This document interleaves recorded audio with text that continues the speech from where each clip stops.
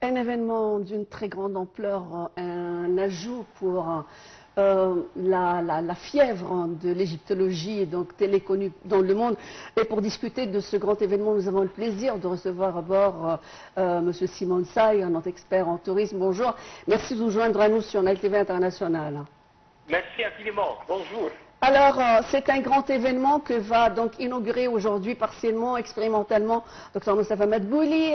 Il s'agit d'une couverture premièrement historique d'une époque qui s'étend de la préhistoire et jusqu'à la civilisation gréco-romaine. Parlez-nous un petit peu de cette ère pré-dynastique, ces monuments, qu'est-ce qu'ils peuvent représenter dans cette longue marche de l'histoire égyptienne.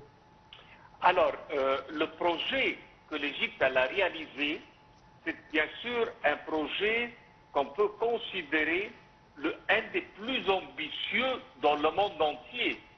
Et cette ouverture qu'on considère une ouverture partielle, elle marque une étape clé dans la présentation du patrimoine antique égyptien pour le public mondial. Nous, on vise à devenir le plus grand musée archéologique du monde en mettant en valeur une collection dont vous venez de parler, qui est une collection exceptionnelle d'objets historiques dans un cadre à la pointe de la technologie. Alors, le musée aujourd'hui, il protège et il expose la vaste collection d'objets de l'Égypte antique. C'est une vitrine à l'ensemble de la collection funéraire de l'Égypte ancienne. L'Égypte, elle va présenter et montrer des objets pour la première fois pour le public. Nous, on est en train de jouer un rôle crucial dans le développement du tourisme égyptien en attirant des millions de visiteurs à tous les ans, ce qui va soutenir l'économie locale grâce à la valorisation du patrimoine culturel. L'exposition dont vous avez parfaitement bien présenté, c'est la plus attendue et les objets qui vont être présentés, on peut dire, c'est une nouvelle conception dans un bâtiment qui est considéré un des plus modernes, présentant les monuments les plus antiques, et on a bien pris en considération l'espace la plus impressionnante qu'on appelle aujourd'hui atrium. Alors, nous on présente bien sûr Ramsès et autres, mais nous, on doit bien parler que l'Égypte a confronté plein de défis, par exemple le coût élevé pour le travail, le retard qui a eu lieu dans la construction, les crises économiques et politiques mondiales. Il y a bien sûr beaucoup de préoccupations pour la sécurité et autres, et tout cela, on a pu le traverser et réaliser une étape extraordinaire pour promouvoir le tourisme culturel et faire de l'Égypte la destination la plus importante et populaire au monde grâce à ces monuments historiques, surtout oui. que ce musée avec ces pièces, il est attaché avec les pyramides de Gizeh et le Sphinx. On est en train à l'intérieur. Et donc, toujours dans le cadre de cette grande prouesse, nous avons encore beaucoup de questions pour vous. Monsieur Sayer, j'aimerais quand même vous poser une petite question. Je voulais savoir que propose le grand musée d'innovatif par rapport aux autres musées, par exemple par rapport au musée de Tahrir ou bien de la civilisation, que les chefs-d'œuvre emblématiques qui sont exposés, mais notamment en matière d'accès, de réservation pour faciliter un petit peu la vie quand même des touristes arrivent. Alors déjà dans ce musée, comme on l'a bien dit, on a des collections exclusives qui sont présentées.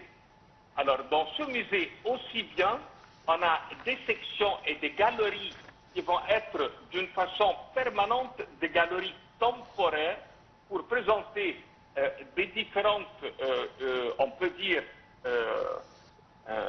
richesse de notre histoire, on est en train, à l'intérieur aujourd'hui, on est en train d'incarner une nouvelle ère pour l'Égypte qui se positionne comme une puissance culturelle majeure. C'est une plateforme d'échange culturel et scientifique entre l'Égypte et le reste du monde. Ce n'est pas seulement un musée comme les autres, c'est un projet culturel, économique et diplomatique de grande influence, non pas sur l'Égypte, mais sur le monde entier.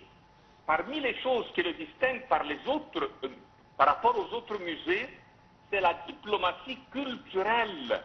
Ça a ouvert une dimension diplomatique en devenant un centre culturel de premier plan. On a renforcé le soft power sur la scène internationale. On a valorisé le patrimoine et la création d'un musée géant, un message de stabilité et de modernité au reste du monde. Oui, comme vous venez de dire, donc c'est un cadeau pour le monde entier, Dr Simon Sayer. Merci de nous d'avoir jeté la lumière sur ce grand événement aujourd'hui. Sûrement, le monde sera braqué sur ce grand édifice de la culture, surtout pour tous ceux qui sont amateurs de l'égyptologie, et ils sont vraiment des millions à travers le monde. Merci beaucoup pour votre intervention. Madame, monsieur, nous allons passer donc toujours dans le cadre de l'actualité. L'ami, on va passer à un autre sujet. Il s'agit donc du développement auquel se consacre l'Égypte au point de vue économique, la marche de l'économie, surtout dans cette région très importante qui est la région de Saïd, donc, qui est une partie intégrante de l'Égypte et auquel le chef de l'État, Abdel Fattah al-Sisi, accorde énormément d'importance pour des projets de développement. Et aujourd'hui, donc, on jette la lumière sur le déplacement du Premier ministre Dr Moussa Mohamed Bouili, qui vient de se déplacer à Luxor pour s'enquérir des centaines de milliers de projets concernant le développement des services. Tout de suite, dans ce commentaire, Shahinaz Ismail va nous parler des principaux projets qui sont ciblés dans Luxor.